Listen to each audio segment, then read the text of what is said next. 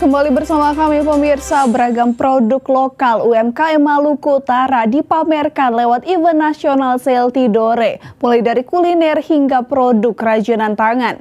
Para pelaku UMKM berharap melalui geliat pameran semacam ini dapat mendongkrak produk-produk UMKM yang mereka miliki. Sejumlah usaha mikro kecil dan menengah atau UMKM di Maluku Utara tampak memamerkan produk lokal buatan mereka melalui event nasional Sale Indonesia ke-12 yang berlangsung di Tidore, Maluku Utara. Beragam produk yang ditampilkan sepanjang event Sale Tidore sejak 24 sampai 29 November 2022 yang diantaranya produk-produk kerajinan tangan hingga kuliner. Mulai dari kopi khas Tidore, sagu, kue, serta produk kerajinan lainnya.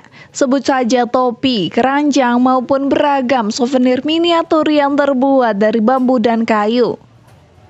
Para pelaku UMKM berharap melalui event pameran seperti ini dapat membantu mereka serta mendongkrak produk UMKM lokal. Salah satunya diharapkan oleh Nasrun, perajin miniatur yang mengikuti pameran ini. Harganya sekitaran 1 juta sampai 500 sampai 1 juta rupiah. Oh ya. 2 juta dan 1,5 juta. Atau kadang misalnya momen ada kegiatan ada pesanan dari luar tamu, biasanya hampir lebih dari 5 juta, 6 juta. Harapannya untuk ke depan bisa Sale Tidore ini juga bisa menjadi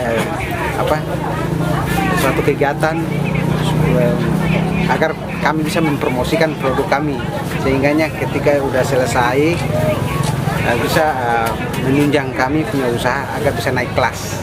Ia mengaku selain mengikuti pameran semacam ini, beragam produknya juga ia pasarkan melalui online maupun lewat kerjasama toko dan hotel dengan harga pasaran mulai puluhan ribu sampai ratusan ribu bahkan jutaan rupiah. Dari Maluku Utara, Opik Syarifuddin melaporkan untuk Kawanua TV.